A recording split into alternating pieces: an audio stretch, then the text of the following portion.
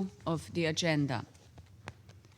I now give the floor to Ms. Kayoko Gotoh.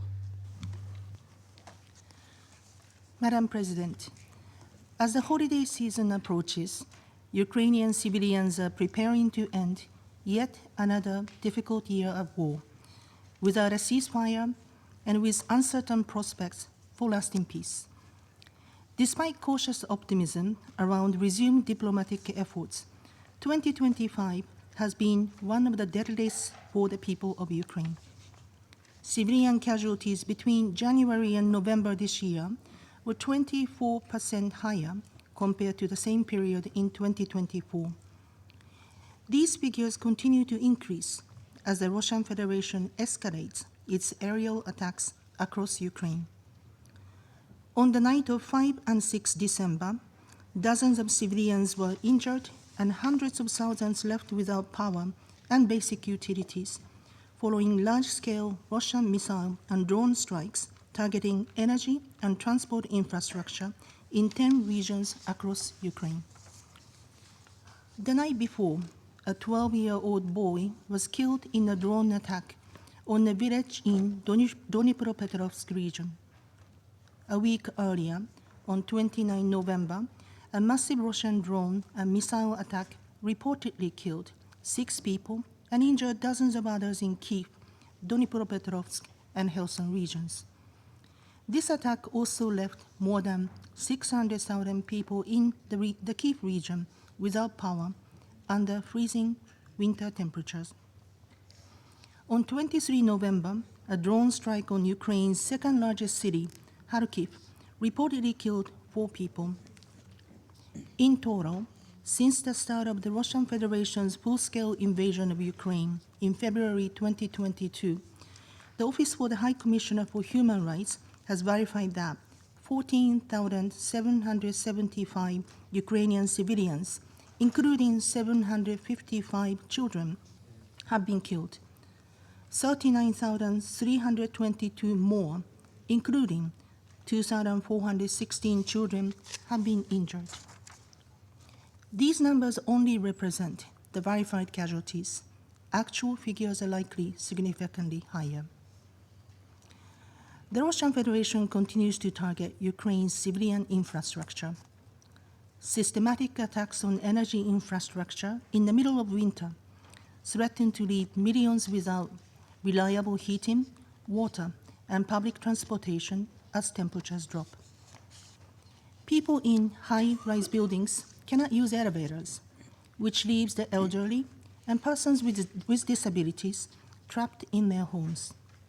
This year alone, more than 340 educational facilities in Ukraine have been damaged or destroyed, depriving children of their right to education.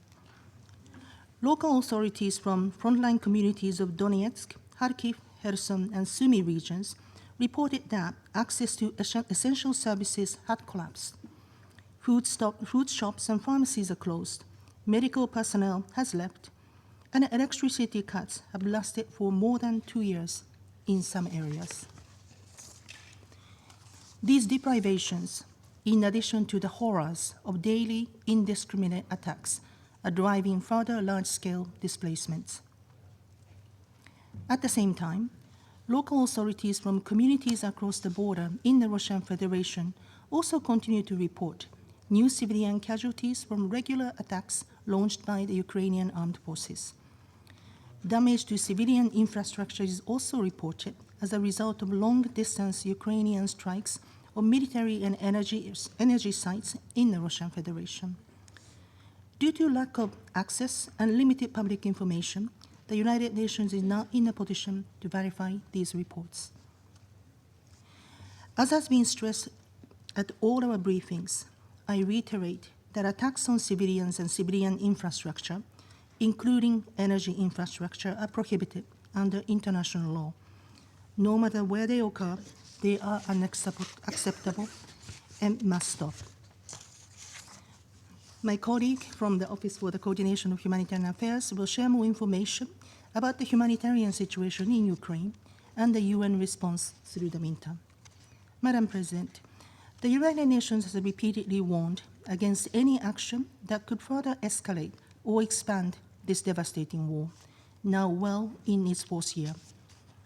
Following repeated alleged violations of airspace of several European countries, we are following with concern the recent reported incidents involving shipping and port infrastructure in the Black Sea. On 5 December, Bulgarian authorities launched efforts to evacuate the crew of an oil tanker that caught fire off the Black Sea port of Aktopol. This was one of the two Russian tankers reportedly hit on 29 November by Ukrainian naval drones in the Turkish economic zone.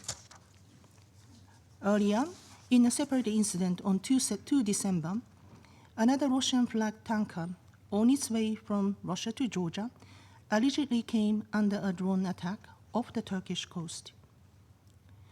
There have also been reported Russian attacks on port infrastructure in the Ukrainian port of Odessa, as well as alleged Ukrainian attacks on the Azov Sea port of Temryk in Russia's Krasnodar region. While no casualties were reported, these incidents represent yet another step in the current dangerous cycle of escalation. We continue to urge all concerned to de-escalate tensions and to prevent the risk of further expansion of this conflict. This certainly also applies to the immense danger the war poses to nuclear sites. Despite the efforts by the International Atomic Energy Agency, IAEA, to restore power lines at Ukraine's Zaporizhzhia nuclear power plant, the plant continues to experience dangerous power interruptions as a result of ongoing attacks in its vicinity, including, most recently, during the Russian attack on 5 and 6 December. IAEA has also conducted a comprehensive safety assessment of the new safe confinement at the Chernobyl site, which was severely damaged in the drone strikes in February. According to the assessment, the confinement had lost its primary safety functions, including the confinement capability. No permanent damage to its load-bearing structures or monitoring system was, however, found. Any military actions endangering the safety and security of nuclear plants are unconscionable, irresponsible, and must immediately cease. Madam President, we remain deeply concerned about systematic violations of human rights and international humanitarian law in the areas of Ukraine occupied by the Russian Federation, as reported by OHCHR. These violations undermine the principles of international humanitarian law set to safeguard human dignity and the protection of civilians. We recall the international obligations with regards to treatment of prisoners of war, including related to access to information regarding their places of detention.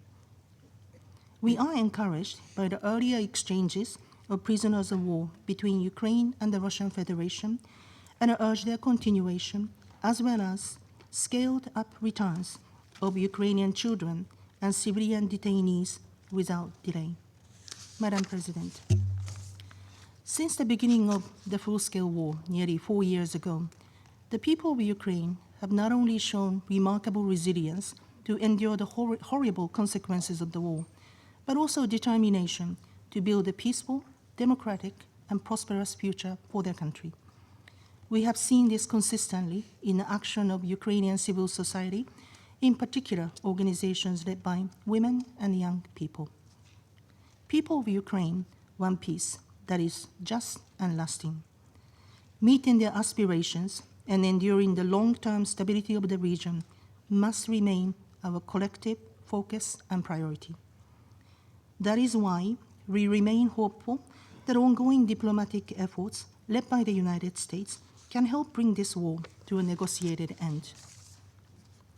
The Secretary General has repeatedly called for a full, immediate, and unconditional ceasefire, immediate de-escalation in fighting, including a halt to ongoing attacks on critical civilian infrastructure, would not only spare civilian lives, but also bring added momentum to ongoing diplomatic efforts. We urge all stakeholders to actively engage in and support an inclusive diplomatic process in pursuit of a just, lasting, and comprehensive peace. Achieving a just, lasting, and comprehensive peace in Ukraine requires that any settlement fully upholds Ukraine's sovereignty, independence, and territorial integrity within its internationally recognized borders, and is in line with the UN Charter, international law, and relevant UN resolutions. The United Nations remains ready to support all meaningful efforts to this end. Thank you, Madam Chair.